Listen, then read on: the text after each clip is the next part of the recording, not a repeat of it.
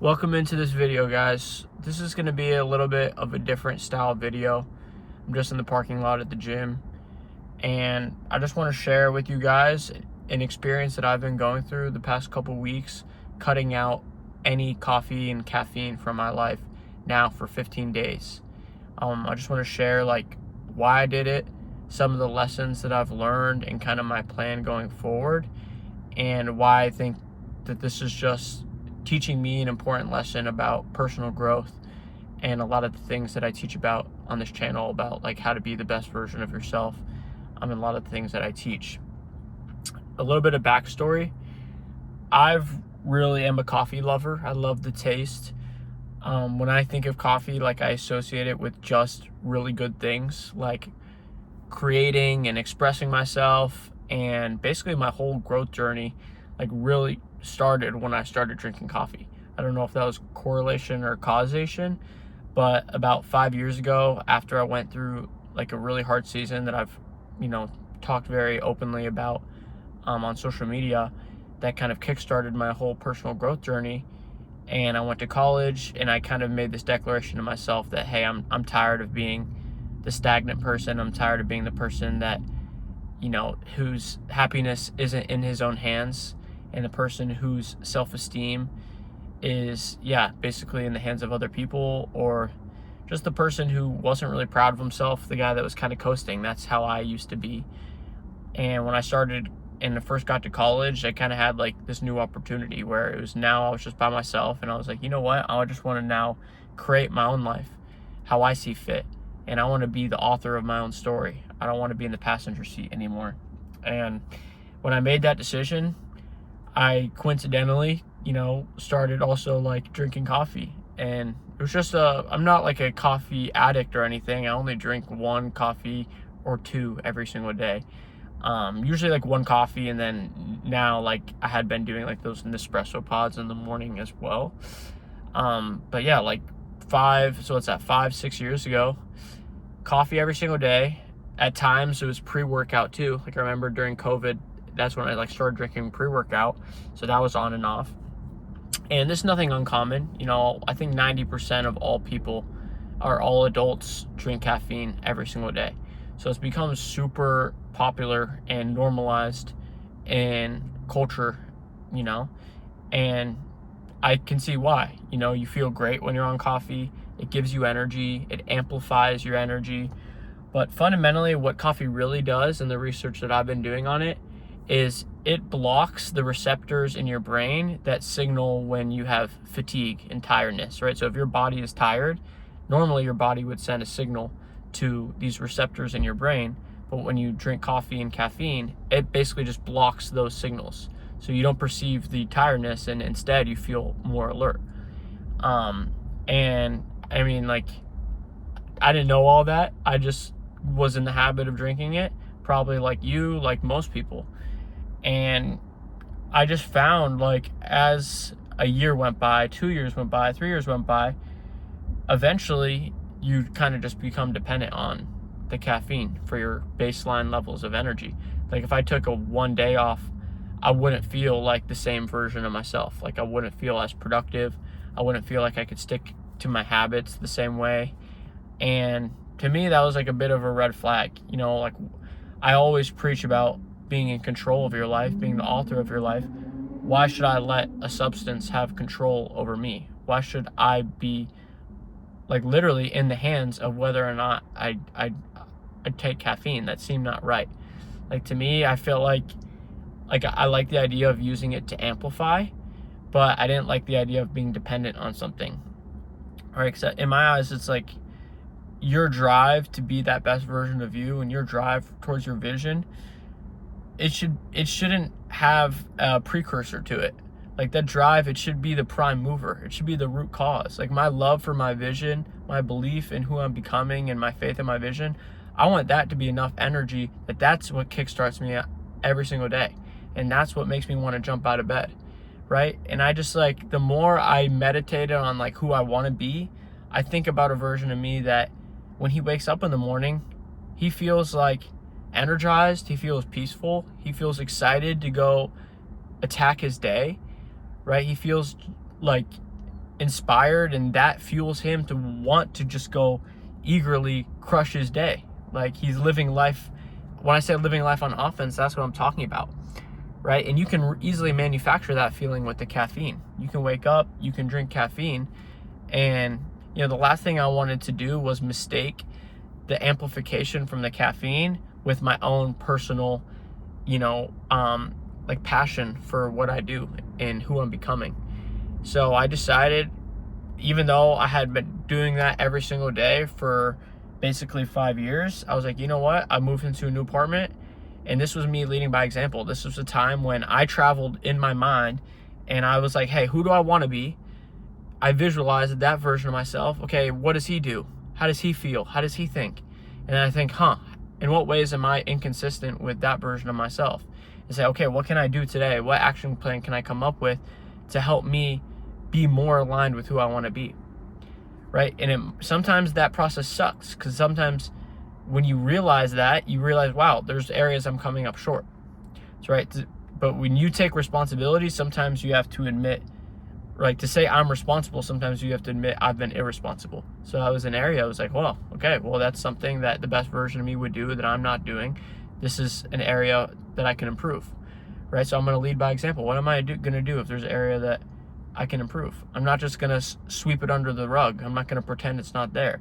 Like, I don't want to live life unconsciously. I don't want to live life in this altered reality. I want to live in objective reality. I truly am committed to my actions, my thoughts, my behaviors, everything in my life, objectively being, congruent with who I want to be. Like, if your actions aren't, don't match the size and scope of the goals that you want to have, like, you're just living in la la land, right? And, like, to me, I have the ultimate respect for reality and for cause and effect. So, like, if I want to do something, be someone, it's like my inputs have to be aligned to get me there. And if they're not, it's my fault, and it's my problem, right? Even if it's not your fault, it is your problem. And that's why I decided, the past couple weeks, that I wanted to, like, do a full reset, so I can take complete command over my energy levels and take one step closer towards the version of myself that I visualized in my mind. And the thing is, guys, is like, sometimes when you realize, like, this is a perfect example for people that are on a fitness journey. It's like, you realize, okay, this is an area where I'm incongruent. This is an action plan. This is something I need to do. This might suck. Like, 2 weeks without caffeine, like, and I have not even, like, I only drink 1 to 2 a day. I can only imagine, guys that maybe are drinking 5, 6 coffees a day, how hard those withdrawals are. But, like, when I tell you those withdrawals were hard, like, that's an understatement, because your body is so used to operating one way. And for me, it's like, I have a really hard time personally, just me being vulnerable, like, not taking massive action. Like, when I'm not, like, totally, showing up with massive energy, leading by example for my clients, like, I truly, like, love. This is why I do 75 hard all the time. This is why I've done it twice. This is why I post all my habits. Like, I feel best when I'm leading by example tenfold for my clients. And when I ever feel in any bit, like, a little bit lazy, or if I feel like I'm off, I feel like a freaking phony, because I'm over here preaching to my clients to raise the standard for themselves, to embody the identity of who they want to be, and to, show up to their habits every day, to earn the self-esteem. I say all those things because that's what changed my life. So it's been really hard in the past couple weeks to, like, have some slower days where I'm a little bit less productive. It's just been tough, because I'm like, I hate that feeling that I'm not leading by example tenfold for you guys, but I understood the vision. Like, I know if I can persevere through that, for now it's been 15 days. Imagine I do that for a whole month. Now I'm in complete command of my energy. Like, now I'm feeling like even more conviction in who I am and what I believe, because I have nothing that I'm dependent on. I know for a fact, without a shadow of a doubt, that my passion, my motivation, my vision, comes from me internally, and it's self-generated. It's not coming from any other source. So that's what I'm holding out for. That's why I'm willing to go through the temporary discomfort of the withdrawals, because I have faith that that version of me is coming, and that not only is this not like, I have a belief that this is going to lead me to even better version of me that's going to show up with even more, even more action, and even be even more inspiring, and be even a better leader for the optimizers. I want to be the leader for the optimizers that I envision, on my vision board, and that I think I can be. And I know, like, the best leader is somebody that is practice what he preach. And that's why I'm not going to pretend that I could very easily just pretend that it's all cool and just keep doing what I'm doing. But I would rather go through the suck to get 1% better, because I want to live in objective reality. And that's kind of what I'm getting at, is like, whatever those things are in your life that, yeah, you realize like you kind of came up short, like those little habits, one bad action turned into 2, turned into 10. Like, you have to be able to bring those things into conscious awareness. You got to be able to just look yourself in the mirror naked and just say, okay, I accept where I'm at. This happened. This occurred. Like, these things happened, and now I'm here. And it's like, you don't have to, pretend that fact doesn't exist. You don't have to hate yourself for it. But if you're not willing to bring those things to reality and say what's true, it's hard to, change something that you don't acknowledge to be true, right? So the minute it came to my conscious awareness, because this has not been something that I had been really thinking was a problem for a long time, but the minute it came to my conscious awareness, like I said, I didn't sweep it under the rug. I created a game plan, and now I'm working on optimizing, fixing it. But yeah, guys, some of these withdrawals has been crazy. Just like the weirdest emotional swings. I'm so used to being wired, really, like, I would wake up between 4:30 and 5:30 every single day for basically years now. Take a cold shower right away, like coffee, you look at my vision board. Like, boom, that's my morning routine. Like, I'm starting every single day. Like, I'm not letting myself be tired. Like, boom, I'm wired, I'm going. And then I'm acting all day. And I always say, like, your moods and your attitudes and your feelings are a reflection of, your congruence with your goals and your ambitions, right? So I always say, like, when, let's say you have a goal to, be fit, if you're not doing any of the things that fit people do, and you're constantly letting yourself down, that's going to show itself in your energy, your attitude, and your moods. You're going to kind of feel down. You're going to kind of feel shitty, because it's kind of like you're slapping yourself in the face. You're letting yourself down, right? But on the flip side, when you have a goal and an ambition, and you're showing up in alignment to get you there, you feel like this supernatural energy. You just feel this momentum that's incredible, right? You feel like this belief is growing. And I'm very addicted to that feeling of living in belief and reinforcing my belief with action, right? So the past couple weeks where I've been just physiologically, like, way lower energy, like, the caffeine wasn't blocking those tired receptors. So all that 5 years of all that extra fatigue was just like hitting, it had to pay its debt, right? So this pendulum swing all the way to the other side. So I felt like extremely tired. Like, there was a couple of nights I slept like 13 hours. Well, that was one night I slept 13 hours. A couple of nights I slept like 11 hours, 9 hours, 10 hours, because I realized, like, shoot, I have to let my body catch up, because it's so far behind. I had this debt I had to pay, right? But I've been paying the debt, guys. Like, that extra sleep, feeling like a freaking, like, not like how I like to feel, that was the cost. But I've been paying the cost, and that's why I'm making this video, because I want to share that with you. Sometimes you just gotta pay the cost. Sometimes it's shit, right? Sometimes you gotta go through the shit. You gotta pay the cost, because reality is reality. A is A. Respect reality. Cause and effect exists, right? So sometimes, like, yeah, that's just like what's been going on with me, guys. I wanted to just brain dump that onto you. I know I'm kind of ranting a little bit, rambling, but I just wanted to share that, just in case you might be going through something similar, and just to kind of share my thought process on it, because I truly believe that, if you can adopt similar thought processes and this helps me, then maybe it can help you too, right? And not to say that if you're drinking caffeine, like, you have to cut it out, but this could also be symbolic to just other bad habits that you might have in your life, and bringing things to conscious awareness. And maybe you do want to follow in my footsteps and do this too. I don't know. I'll keep you posted on how I feel after. I have a feeling I'm going to feel freaking awesome though. Long term, because I still love coffee, I plan on still like getting fully in control of my energy levels, and then I'll drink maybe like one espresso like between 1 to 3 times per week. If I really, let's say have 4 hours, I'm like, I really want to get creative in this little work block that I have, then I'll very consciously decide, I'm going to be super focused. I'm going to sip on my espresso on ice, and that would be a very conscious action.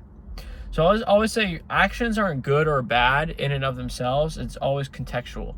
So it's like coffee in that situation. If I do it in the right context and intentionally, it could be a very virtuous action. When I say virtuous, like it's aligned with my values and my vision. But on the flip side, if something is way overindulged, then it becomes, a bad action, like incongruent, right?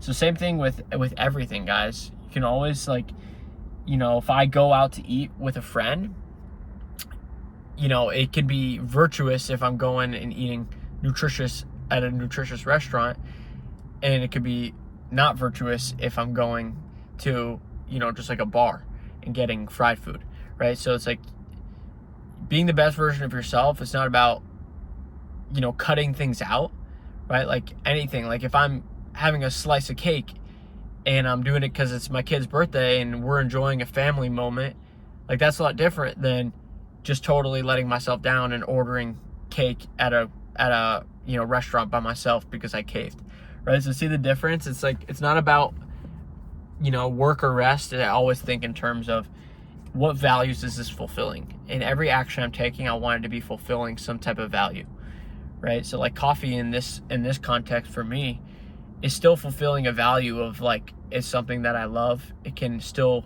amplify and magnify my creativity in certain contexts, but it's not a virtuous action when it becomes something I'm relying on, something dependent on. Now it's a vice. So the line between like a virtue and a vice is always contextual. Yeah, guys, that's what's been going on with me. I'll keep you posted. I will say some benefits is like, I'm definitely now I'm waking up early and I don't need coffee in the morning. I'm actually waking up early without an alarm. I'm getting way better sleep. Like this morning I woke up at 5 a.m. without an alarm, and that was awesome.